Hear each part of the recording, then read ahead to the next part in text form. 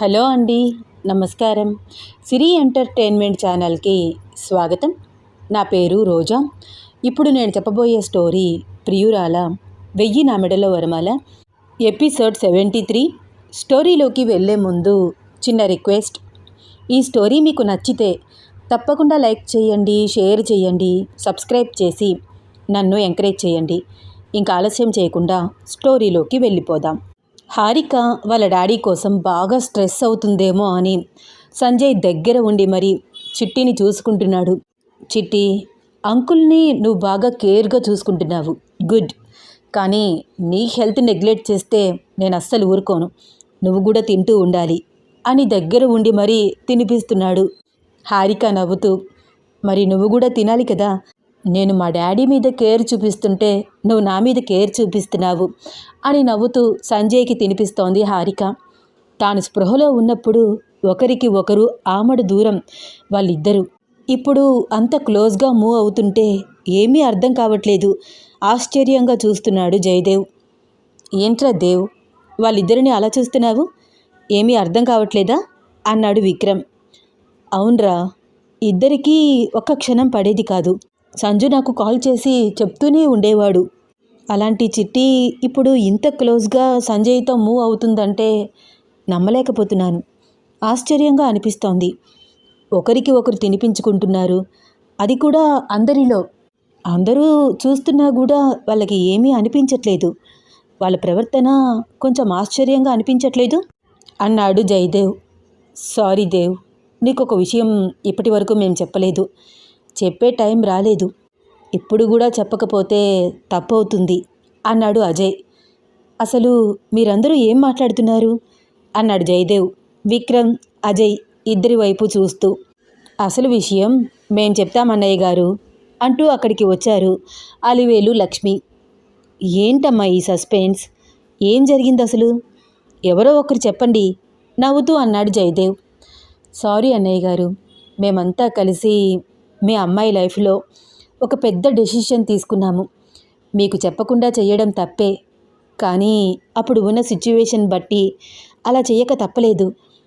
మీరు సీరియస్ అవ్వద్దు, ప్రశాంతంగా వినండి అంది లక్ష్మి. అసలు విషయం ఏంటో చెప్పమ్మా, ఏమైంది అన్నాడు జయదేవ్. అన్నయ్య గారు, మీకు సంజుని మీ ఇంటి అల్లుడిగా చేసుకోవడం ఇష్టమే కదా. మీ అమ్మాయిని మా ఇంటి కోడలిని చేయడం మీకు ఇష్టమే కదా అడిగింది లక్ష్మి. నాకే అభ్యంతరం లేదమ్మా. వాళ్ళిద్దరూ ఒకరిని ఒకరు ఇష్టపడుతున్నారని అనిపిస్తోంది. హాస్పిటల్ నుంచి నేను వచ్చినప్పటి నుంచి చూస్తున్నాను, ఒకరిని విడిచి ఒకరు ఉండట్లేదు. సంజు నాకు ప్రాబ్లం వచ్చినప్పటి నుంచి చిన్ని రెస్పాన్సిబిలిటీ ఎంతలాగా తీసుకున్నాడో నాకు అర్థమవుతోంది. ఇలాంటి అతను నా ఇంటి అల్లుడవుతాడు అంటే నాకంతకన్నా ఏం కావాలి అన్నాడు జయదేవ్ ఆనందంగా. సరేరా, అయితే స్ట్రైట్గా విషయం చెప్పేస్తాను. విన్నాక కూడా నువ్వు ఇంతే ప్రశాంతంగా ఉండాలి అన్నాడు విక్రమ్. అరే, విషయం చెప్పకుండా ఏదేదో మాట్లాడుతున్నారు, ముందు విషయం చెప్పండిరా అన్నాడు జయదేవ్. దేవ్, నువ్వు టెన్షన్ పడకుండా రిలాక్స్గా విను. బాషిష్ వర్మ నీ ఆస్తి కోసం చిట్టిని చాలా బ్లాక్మెయిల్ చేశాడు. చిట్టి తెలియక వాడి ట్రాప్లో ఇరుక్కుపోయింది. అమాయకురాలైన చిట్టి వాడి మాటలను నమ్మి ఆస్తి పేపర్లు మొత్తం పట్టుకుని వాడి దగ్గరికి వెళ్ళిపోయింది. బాషిష్ వర్మ వాడి కొడుకుకి చిట్టిని ఇచ్చి పెళ్లి చేయాలనుకున్నాడు. సంజయ్ ఆ పెళ్ళి ఆపి తానే చిట్టిని ఆన్ ద స్పాట్ పెళ్లి చేసుకున్నాడు. కానీ అదంతా సడన్గా జరిగిపోయింది, కావాలని చేయలేదు. ఆ టైంలో అదే బెటర్ అని మాకు అనిపించింది అని జరిగింది అంతా సింపుల్గా చెప్పాడు విక్రమ్. వాట్, ఏంట్రా ఏం మాట్లాడుతున్నావు, ఇంత జరిగిందా? వాడు అంతకు తెగించాడా? నా ముందు నిలబడడానికి కూడా భయపడేవాడు. ఇంత ధైర్యం, నా కూతురిని బ్లాక్మెయిల్ చేసే అంత ధైర్యం వాడికి ఎలా వచ్చింది? చంపేస్తాను వాడిని కోపంతో ఊగిపోతూ అన్నాడు జయదేవ్. ఒరే కూల్ రా, ఏమిటి ఈ ఆవేశం? ఆల్రెడీ సంజు వాడికి చెక్ పెట్టాడు. వాడు జైల్లో ఊచలు లెక్క పెడుతున్నాడు. జీవితాంతం ఆ జైల్లో మగ్గి చావాల్సిందే. నువ్వు వదిలినా సంజు వదలడు. నువ్వు కూల్గా ఉండు అన్నాడు విక్రమ్ జయదేవుని కూల్ చేస్తూ. కాసేపు జయదేవ్ ఎవ్వరితో మాట్లాడకుండా సైలెంట్గా ఉన్నాడు.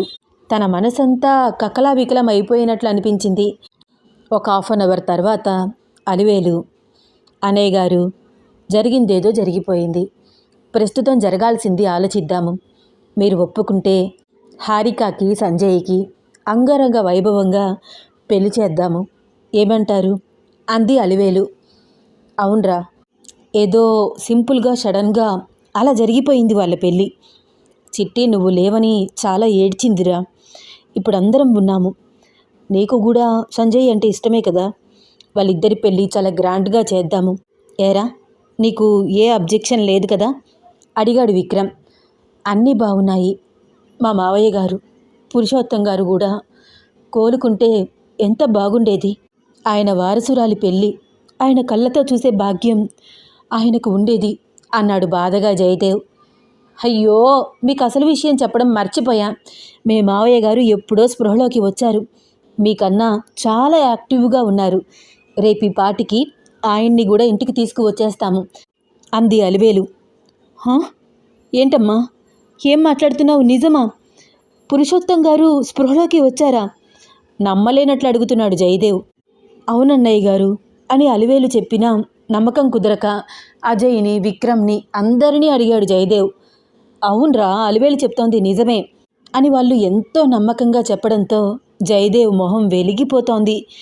ఎన్నో సంవత్సరాలు స్పృహలో లేని వాళ్ళ మామగారు స్పృహలోకి రావడం, ఎంతో అల్లారు ముద్దుగా పెంచుకున్న తన గారాల పట్టి హారిక పెళ్ళి కుదరడం, జయదేవ్ ఆనందానికి అవధులు లేవు. సరే అయితే చిట్టి పెళ్లి పనులు మొదలు పెడదాం. కానీ విని ఎరుగని రీతిలో నా కూతురు పెళ్లి జరగాలి. మినిమం ఒక 20 years అయినా అందరూ నా కూతురు పెళ్లి గురించి మాట్లాడుకోవాలి అంటూ ఎంతో ఉత్సాహంగా లేచాడు జయదేవ్. ఈ మాటలన్నీ వింటూ నవ్వుతూ, ఆగండి, మీ అందరికీ నేను ఇంకా కొన్ని విషయాలు చెప్పాలి. చాలా చాలా ఇంపార్టెంట్. లేకపోతే ఈ రాక్షసి నన్ను చంపేస్తుంది అంటూ అక్కడికి వచ్చాడు సంజయ్ హారికతో సహా. ఏంట్రా నువ్వు, పెద్దవాళ్ళం మేం మాట్లాడుకుంటుంటే మధ్యలోకి వస్తావు అంది లక్ష్మి సంజయ్ని చూస్తూ. అమ్మా, నేను రాలేదు. నన్ను నీ కోడలే పంపించింది. వెనకుండి నడిపించేది అది, తిట్లు తినేది మాత్రం నేను అన్నాడు సంజయ్ హారిక వైపు చూస్తూ. ఏంటి చిట్టి, ఏమైనా చెప్పాలనుకుంటున్నావా అంది లక్ష్మి. అబ్బా, కోడల్ని ఎంత సాఫ్ట్గా డీల్ చేస్తావమ్మా నువ్వు. భలే అడుగుతున్నావమ్మా. అంతేలే, అంతే అన్నాడు సంజయ్. నువ్వు నోర్ముయిరా. ఏంట్రా చిట్టి, ఏమైనా చెప్పాలా నాతో అంది లక్ష్మి హారిక దగ్గరికి వెళ్ళి భుజం మీద చెయ్యి వేస్తూ. ఆంటీ, సంజు చెప్తాడు మీకు అంది హారిక సంజుని చెప్పమన్నట్లు సైగ చేస్తూ. చూడు హారిక, నన్నింక నువ్వు ఆంటీ అని పిలవద్దు. చక్కగా అత్తయ్య అని పిలవాలి, సరేనా అంది లక్ష్మి. హారిక సిగ్గుపడుతూ సరే అత్తయ్య అంది పెదవుల మీద చిరునవ్వుతో. సరే, ఇద్దరూ ఏదో చెప్పాలని ట్రై చేస్తున్నారు. ఏమీ చెప్పకుండా అలా నుంచున్నారు. ఏంటి సంగతి అడిగాడు అజయ్. అసలు అందరికంటే ముందు ఈ విషయం మీకే చెప్పాలి. రండి అంకుల్, ముందుకు రండి అన్నాడు సంజయ్. అవునా, అందరికంటే ముందు నాకే చెప్పాలా? ఏంటో అంత ఇంపార్టెంట్ విషయం అంటూ ముందుకు వచ్చాడు అజయ్.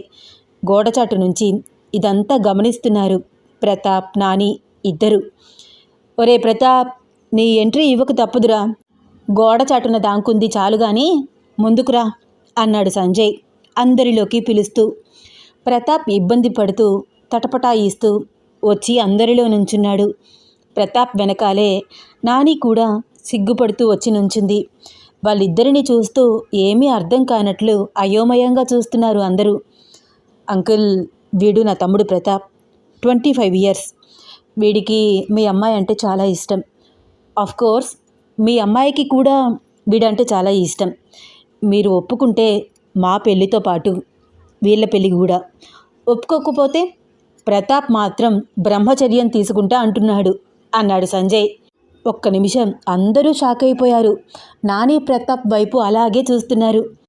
ఆ చూపులకు నాని ప్రతాప్ చాలా సిగ్గుపడుతూ భయపడుతూ చూసి చూడనట్లు అందరి వైపు చూస్తున్నారు. ఏంటి, వీళ్ళిద్దరి మధ్య ఇంత కథ నడిచిందా? అది మాకు తెలియకుండా అంది అలివేలు చాలా ఆశ్చర్యపోతూ ముందుకు వచ్చి అడుగుతూ. అవునా ఆంటీ, మాకన్నా ముందు వాళ్ళకే క్లారిటీ వచ్చింది. నేను కనిపించాను, వాడు కనిపించలేదు, అంతే తేడా అన్నాడు సంజయ్. ఏరా ప్రతాప్, అన్నయ్య చెప్తోంది నిజమేనా అన్నాడు విక్రమ్ చాలా ఆశ్చర్యంగా తన చిన్న కొడుకుని చూస్తూ. అవును నాన్న, నాకు నాని అంటే చాలా ఇష్టం, తనకి కూడా నేనంటే చాలా ఇష్టం అన్నాడు ప్రతాప్ తడబడుతూ. ఒరే ప్రతాప్, ఏ విషయమైనా డాడీకి చెప్పేవాడివి కదరా, అదేంట్రా మెయిన్ ఇంపార్టెంట్ విషయం మాత్రం దాచిపెట్టేశావు అన్నాడు విక్రమ్ ఆశ్చర్యపోతూ. అబ్బా మీరాగండి, అసలు అన్నయ్య గారికి ఇష్టమో లేదో కనుక్కోండి అంది లక్ష్మి అజయ్ ఏమీ మాట్లాడకుండా సర్ప్రైజ్ అయిపోయి అలా ఉండిపోవడం గమనిస్తూ. ఎరా అజయ్, నీకేమైనా అభ్యంతరం ఉందా? నీ కూతుర్ని మా ఇంటికి పంపించడానికి నీకు ఓకే కదా అడిగాడు విక్రమ్. అది కాదురా విక్కీ, నేను ఒక మధ్యతరగతి తండ్రిని, మీ ఆస్తికి అంతస్తుకి తూగేవాడిని కాదు. కట్నంగా అసలు మీ స్థాయికి నేను తూగను, ఏమీ ఇవ్వలేనురా, పేదవాడిని. నా స్థాయికి నానిని చదివించడమే చాలా కష్టమైంది. ఇప్పుడు మీ ఇంటికి కోడలుగా పంపించాలంటే నా శక్తికి మించిన విషయంరా అన్నాడు అజయ్ వస్తున్న కన్నీళ్లు తుడుచుకుంటూ. ఒరేయ్, అంటే ఏంట్రా, ఏం మాట్లాడుతున్నావు? మా ఇంటికి మీ అమ్మాయిని పంపిస్తే చాలు, కట్నాలు కానుకలు ఎవరూ ఎక్స్పెక్ట్ చేయట్లేదు. వాళ్ళిద్దరికీ నువ్వు ఇచ్చే ఆశీర్వాదమే పెద్ద ఆస్తి.